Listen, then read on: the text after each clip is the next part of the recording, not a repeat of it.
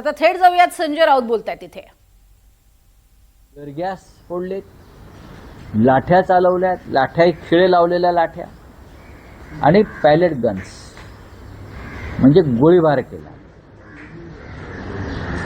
आणि जेव्हा या विषयावर चर्चा आली तेव्हा अमित शहा हे संसदेतून पळून गेले, आले नाही संसदेमध्ये. एकतर हे त्यांचं नैतिक अधपतन तर आहेच आणि डरपोकपणाचा कळस आहे. भाजपवाले काय त्यांचे संरक्षण करणार? भारतीय जनता पक्षाचे पुण्यातले लोक अमित शहाचं काय संरक्षण करणार? भविष्यात तुम्हाला संरक्षणाची गरज आहे, लोक रस्त्यावर धरतील तुम्हाला, म्हणून तर अमित शहा पळतायत इकडून तिकडे तिकडून इकडे.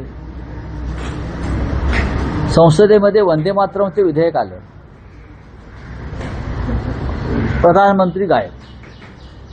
ज्या वंदे मातरमवर 2 दिवस विशेष अधिवेशन घेतलं पंतप्रधानांनी आणि मोठं भाषण ठोकलं काँग्रेसवर टीका करणारं, पण जेव्हा वंदे मातरम राष्ट्रगीताच्या संरक्षणासंदर्भात एक विधेयक आलं तेव्हा प्रधानमंत्री आले नाहीत. हा राष्ट्रगीताचा अपमान आहे, प्रधानमंत्र्याकडून माफी मागायला पाहिजे. ना गृहमंत्री ना प्रधानमंत्री हे असतात कुठे, हे करतात काय, यांना काम काय आहे? संसद काळात जर प्रधानमंत्री आणि गृहमंत्री सभागृहात उपस्थित नसतील तर हे कुठे असतात, हे काय कांड करत असतात, हे देशाला समजावं लागेल. आता पुण्यामध्ये आले काँग्रेसने आणि इतर लोकांनी त्यांच्या विरुद्ध आंदोलन करायचं ठरवलं, हा त्यांचा अधिकार आहे. भारतीय जनता पक्षाचे कार्यकर्ते म्हणतात हिंसेला हिंसेने उत्तर देऊ.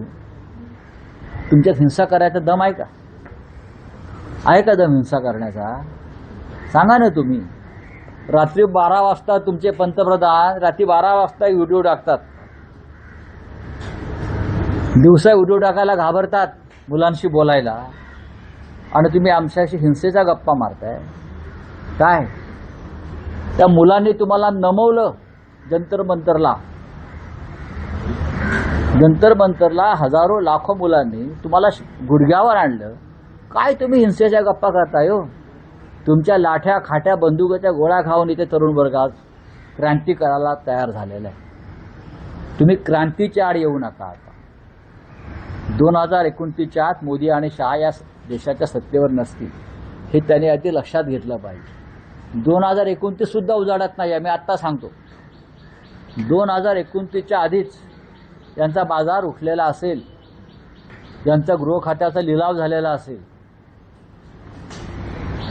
लोकमान्य टिळकांच्या नावाचा पुरस्कार दिला जातो आहे. कोणाला? काय झालंय काय टिळक कुटुंबाला जे आता उरले आहेत? कोणीतरी शिंदे गटामध्ये गेले, टिळकांचे वंशज शिंदे गटात. अरे लाज वाटली पाहिजे. या स्वाभिमानाचा लढा, जन्मसिद्ध हक्क आहे स्वातंत्र्य हा माझा, त्यासाठी ज्यांचे पूर्वज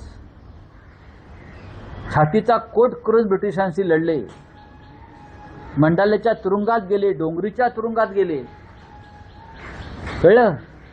सरकारचं डोकं ठिकाणावर आहे काय असा प्रश्न विचारला, आणि जालियनवाला बाग हत्याकांडाचा ज्यांनी कडक शब्दात धिक्कार केला, ते लोकमान्य त्या टिळकांच्या नावाचा पुरस्कार ज्यांना दिला जातो आणि ज्यांच्या हस्ते दिला जातोय, त्याने जंतर मंतर कांड केलं ना.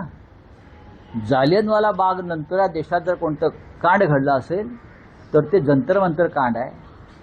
जनरल डायर नंतर जनरल कायर अमित शहा, आणि तुम्ही त्यांच्या हस्ते पुरस्कार द्यायला तुम्हाला लाज नाही वाटत? आणि म्हणे राजकारण आणू नका यात. यात राजकारण नाही, हा देशाचा अस्मितेचा, अभिमानाचा, स्वातंत्र्याचा आणि लोकशाहीचा विषय, जो आम्ही लोकमान्य बाळ गंगाधर टिळक यांच्याकडून शिकलो. आता मोठं आर्मी वगैरे पुण्यात आणली असं कळलं मला. सगळा महाराष्ट्राचा पोलीस फोर्स पुण्यामध्ये आणलेला आहे. अरे कशाला घाबरताय, कोणाला घाबरताय? गृहमंत्री आहात ना, मुळात तुम्ही मूळचे गुंड आहात. इथे गुंडासारखे वागा, नाही तर गृहमंत्र्यासारखे वागा. तुम्ही मूळचे तडीपार गुंडात, मग गुंडाने गुंडासारखं वागावं किंवा मग गृहमंत्री आहे तर गृहमंत्र्यासारखं वागावं. जनतेशी संवाद साधा, बोला जनतेशी. आम्हाला लोक गुंड म्हणतात, आम्ही गुंडासारखे वागतो.